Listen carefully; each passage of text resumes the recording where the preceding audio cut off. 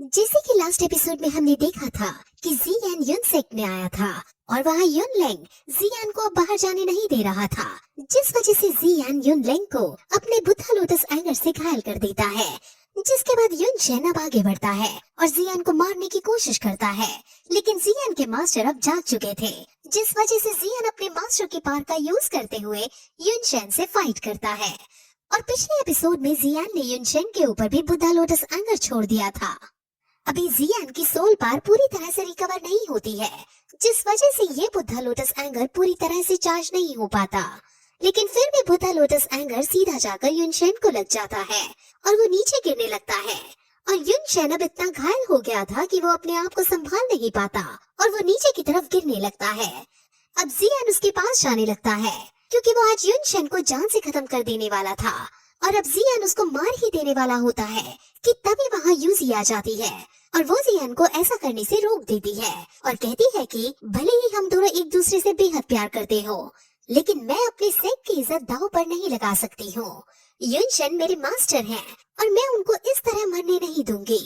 UG को खुद ऐसा कहते हुए अच्छा नहीं लग रहा था, लेकिन वो अपनी ड्यूटी से मुंह नहीं मोड़ सकती थी। लेकिन जियान उससे पूछता है कि अगर युनशेन की जगह मैं कमजोर पड़ रहा होता तो क्या तब भी तुम मेरी जान बचाने मेरे पास आती और युनशेन को रोकती। ये सुनकर यूजी चुपचाप खड़ी हो जाती है क्योंकि उसे जियान का क्वेश्चन लॉजिकल लगता है और उसके पास इसका कोई जवाब नहीं होता।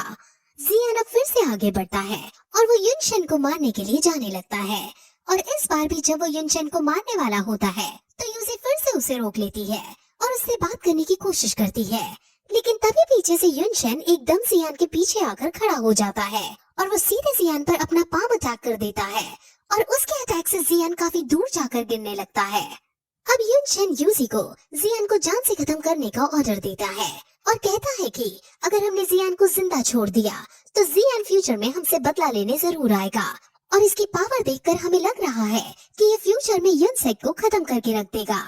जियान जो उस अटैक की वजह से दूर जा रहा था वो अब अपने आप को संभालता है, लेकिन इस अटैक से वो काफी ज्यादा घायल हो गया था। जियान को अब यूजी के ऊपर भी गुस्सा आने लगता है और वो अब यूजी से गुस्से में कहता है कि अब तुम्हारे और मेरे बीच में कोई संबंध नहीं रहा है, अब से तुम और मैं दुश्मन हैं। और फिर जियान उसको उसका बैग और उसका कपड़ा जो उसने गुफा में लिया था वो वापस लौटा देता है और फिर युनशेन से कहता है कि मैं तुम्हारे इस पाम अटैक को याद रखूंगा और फ्यूचर में तुमको इससे 10 गुना ज्यादा दर्द दूंगा। वो ये कहकर वहाँ से जाने लगता है क्योंकि अब जियान के पास इतनी पावर नहीं बची थी कि वो युनशेन और यूजी दोनों से लड़ाई कर सके। वो बहुत घायल भी हो चुका था और वो कभी भी बेहोश हो सकता था, इसलिए वो जल्दी से वहाँ से भागने लगता है। युनशेन अपने सभी डिसाइपल से जियान को पकड़ने को कहता है और उसको जान से खत्म करने का ऑर्डर देता है क्योंकि अब आज के दिन ही वो जियान की कहानी को खत्म कर देना चाहता है, क्योंकि उन्हें अब अच्छे से समझ आ चुका है कि अगर उन्होंने जियान जैसे दुश्मन को जिंदा छोड़ दिया तो न सिर्फ युनसेक तबाह होगी बल्कि युनसेक के सभी एल्डर्स मारे जाएंगे। जियान वहाँ से भागने लगता है और फिर अपने टीचर्स को वो बताता है कि वो ये सब अपने डैड के लिए कर रहा था। वो और टीचर अब एक दूसरे से बातें करने लगते हैं और टीचर की बातों को सुनकर जियान को काफी अच्छा लगता है क्योंकि अब उसके टीचर इतने समय बाद फाइनली जियान से बातें कर पा रहे थे। युनशेन ने जियान को काफी ज्यादा घायल कर दिया था,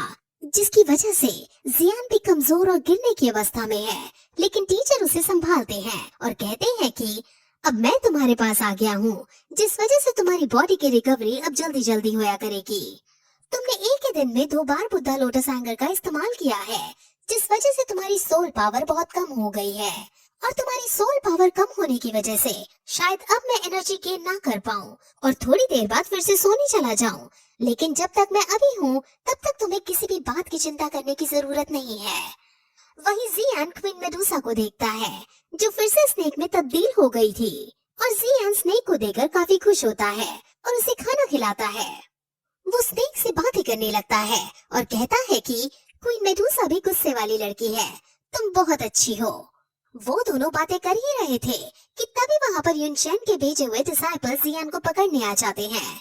अब सारे डिसाइपल जियान को पकड़ने लगते हैं और जियान उनसे बचकर भागने लगता है, लेकिन जियान की स्पीड क्योंकि बहुत तेज थी इसलिए वो उनकी नजरों से ओझल हो जाता है और कहीं जाकर छुप जाता है।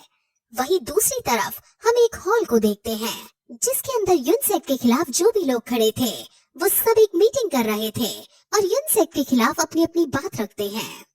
वहीं हम उन डिसाइपल्स को देखते हैं जो यही सब बातें कर रहे थे कि जियान कमजोर अवस्था में है और हमारे पास सिर्फ यही मौका है जिसमें हम जियान को पकड़ सकते हैं, क्योंकि अब जियान कमजोर है और उसको मारने का इससे अच्छा मौका और कोई नहीं है। वहीं हम जियान को देखते हैं जो छुपा हुआ था, लेकिन तभी उसके पास बहुत सारे मॉन्स्टर्स आ जाते हैं जो जियान पर हमला करने वाले होते हैं। जियान उनसे लड़ने की अवस्था में नहीं था, लेकिन फिर भी वो अपनी तलवार उठाकर उनका सामना करने का डिसाइड करता है। लेकिन तभी स्नेक मॉन्स्टर्स के ऊपर जाकर बैठती है और उन सभी को वो कंट्रोल कर लेती है, क्योंकि ये स्नेक असल में क्वीन मेडुसा है और ये सभी क्रीचर्स क्वीन मेडुसा के कंट्रोल में है। अब जियान स्नेक को धन्यवाद करता है और फिर आगे बढ़ने लगता है और एक जगह जाकर बैठ जाता है, क्योंकि वो अब बहुत ज्यादा घायल हो गया था और उसे आराम की जरूरत थी। उसके मास्टर अब उसकी बॉडी से बाहर आते हैं और उसकी पिल जो उसने तैयार की थी उसके बारे में उससे और ज्यादा जानकारी लेते हैं और उसकी बॉडी को भी अब वो रिकवर करने लगते हैं। वहीं हम उन डिसाइपल्स को देखते हैं जो जियान का पीछा कर रहे थे। उन्हें पता चलता है कि जियान वॉरक्राफ्ट माउंटेन्स में पहुंच गया है और उस माउंटेन्स में बहुत सारे मॉन्स्टर्स रहते हैं और वहाँ यूनसेक के डिसाइपल्स का जाना सेफ नहीं है। इसलिए डिसाइपल्स अब अपने उड़ने वाले पालतू मॉन्स्टर्स को नीचे जियान को पकड़ने के लिए भेज देते हैं और फिर यही एपिसोड इस तरह खत्म हो जाता है।